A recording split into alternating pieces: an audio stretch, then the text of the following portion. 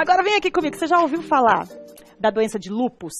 Selena Gomez e Lady Gaga já divulgaram que tem a doença. E as manifestações são diversas, o que torna o seu diagnóstico um pouco mais complicado. Eu convidei a doutora Margarida de Fátima Fernandes, que é reumatologista, para tirar todas as nossas dúvidas sobre o lúpus. Tudo bem, doutora? Boa tarde. Boa tarde, Fernanda. É um prazer te receber. Muito obrigada, um prazer. Doutora, o que é o lúpus?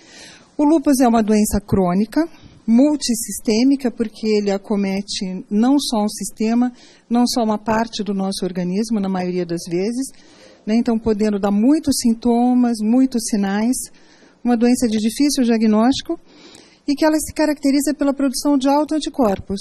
A pessoa passa a produzir anticorpos contra ela mesma. É uma doença autoimune, então. Autoimune. Né? Então, a pessoa passa a não reconhecer como seus e suas, as suas células e os seus tecidos, por exemplo. E passa a produzir anticorpos contra a pele, unhas, cabelos, boca, sistema digestivo, coração, pulmões, rins. É uma doença rara, doutora? Ela é rara, né? Não assim tão rara. Certamente alguém, a maioria das pessoas já ouviu falar dessa doença, né? Ou tem a doença, ou tem algum parente com ela. Mas ela não é uma doença muito frequente. E tem tipos de lúpus? Essas fotos que a gente está vendo aí, Uhum. a gente está vendo essas manchinhas, feridinhas, parece? Tem tipos diferentes? Tem tipos. Manifestações? Existe quando a gente fala de lúpus, né, é um termo geral, genérico. Mas existe o lúpus eritematoso sistêmico, que é esse que está representado ali na foto, né, com aquelas lesões em asa de borboleta ali no rosto, né, ali na região malar, parecendo uma borboleta e as suas asas ali no meio do bem no do nariz. Dela. Isso. Parece uma né? borboleta mesmo. Parece. Ela se chama lesão em asa de borboleta, é um sinal muito importante da doença. Ali algumas lesões de pele, essas lesões não são assim tão características, aquela que está ali em cima das mãos, porque lembra às vezes até uma outra situação, como micose de pele, por exemplo. E embaixo é uma coisa que nós chamamos de fenômeno de Raynaud, tá? Que é, então, naquela anterior, a mão. A foto anterior isso, a da mão. mão, gente. A gente tá Isso, falando. ali a mão. Isso. Né? Então, onde a mão da pessoa fica vermelha, a seguir fica pálida e depois roxa. É o fenômeno de Raynaud que acontece. Então, essa é a forma sistêmica da doença que pode pegar, além de pele, os órgãos internos. Né? E as outras formas tem o lúpus cutâneo, que é só limitado à pele. Então, aquela lesão em asa de borboleta é uma lesão bem mais importante, sim, uma lesão ulcerada, com feridas ali na região. Né? Essas são manifestações cutâneas do lúpus sistêmico. Então, veja, esse tipo de lesão pode aparecer em várias doenças. Então, imagina como é difícil fazer o diagnóstico dessa doença.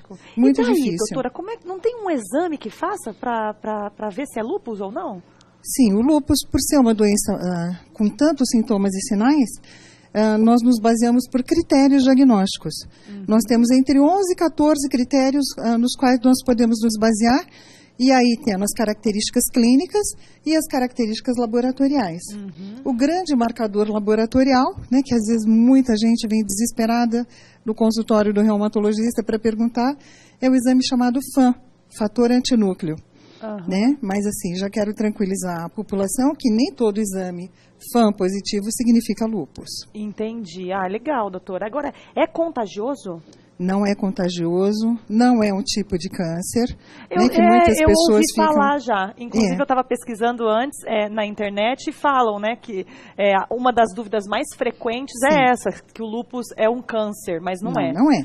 É uma doença autoimune, né, dessa briga da pessoa com ela mesma pela produção exagerada de anticorpos. E atinge mais homens ou mulheres, doutora? Sem dúvida nenhuma, as mulheres. Mulheres? Na idade entre 15 e 45 anos, que é a fase, que é o período menstrual. E o que pode desencadear o lúpus? Então, nessa fase, sem dúvida nenhuma, pela grande produção de hormônios femininos. Né? Tanto que após a menopausa, ela é tão frequente no homem quanto na mulher, e na criança, ela também tem praticamente a mesma incidência de meninos e meninas. Então, mostrando que deve haver um fator hormonal aí envolvido.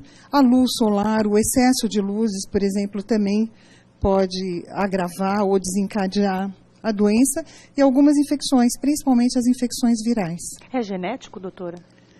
Existem muitos estudos mostrando que existem famílias, né, onde vem da bisavó até a netinha, famílias inteiras com a doença.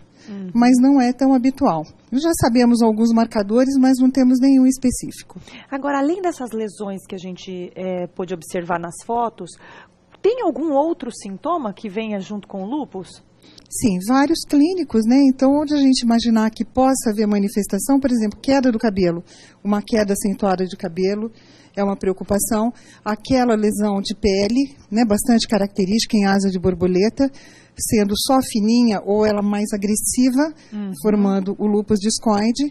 Feridas na boca, feridas no nariz, tá? Dificuldade para engolir, complicações cardíacas, renais, perda ou aumento de peso, então a perda de peso pela falta de apetite, por essa doença ser uma doença que nós chamamos de consumptiva, muitas vezes ela vem com febre, e as próprias feridas na boca às vezes impede a pessoa de se alimentar, uma fraqueza, uma astenia muito grande, até uma depressão, né? A pessoa fica tristinha, manifestações renais, gastrointestinais, cardíacas, pulmonares, sistema nervoso central e alterações hematológicas, anemia, diminuição dos leucócitos, diminuição do número de plaquetas. E tem cura, doutora? Não podemos dizer que tem cura porque não sabemos a causa, né? Então eu sempre comento com os pacientes, eu só posso falar que tem cura se eu sei qual é a causa, mas ela tem tratamento, ela tem remissão e a pessoa pode conviver muitos anos. Ela vive com uma qualidade de vida legal. Legal, se ela se cuidar. A mulher, né? por exemplo, pode ter filhos? Pode engravidar uma mulher com lúpus? Isso, sempre com a orientação do médico, né? Principalmente o médico reumatologista, mas nos locais onde não houver o reumatologista, o clínico geral, que hoje conhece muito essa condição, essa doença, sempre orientando. A gente sempre orienta que pelo menos 6 meses de remissão da doença, que a pessoa não tenha sintoma nenhum, não tenha nenhum sintoma clínico e nenhuma alteração laboratorial. E ela não vai ter que ficar tomando algum remédio para o resto da vida? Muitas vezes, sim. O tratamento é para o resto da vida. E algumas condições, algumas outras formas de lúpus, né? Então, falamos do lúpus sistêmico, o lúpus só da pele, o lúpus cutâneo, o lúpus discoide. Tem o lúpus neonatal, o nenezinho que já nasce com lúpus. Né? Tem a síndrome do anticorpo antifosfolípide. Então, uma infinidade. É uma doença riquíssima em sintomas. E tem como a gente prevenir isso, doutora? Não existe essa situação, porque nós não sabemos, na verdade, quem terá lúpus. Temos que prestar atenção nos familiares, né, nos antecedentes familiares hereditários daquela pessoa. E na pessoa que tem o lúpus, podemos evitar, sim, evitando a exposição à luz solar, para evitar uma reativação da doença. O uso de pílulas anticoncepcionais também, que pode piorar. E hoje, sem dúvida nenhuma, nós temos uma relação muito grande com o tabagismo. O tabagismo também piora muito as consequências da doença. Perfeito. Doutora Margarida, muito obrigada, viu? Muito obrigada. Obrigada mesmo.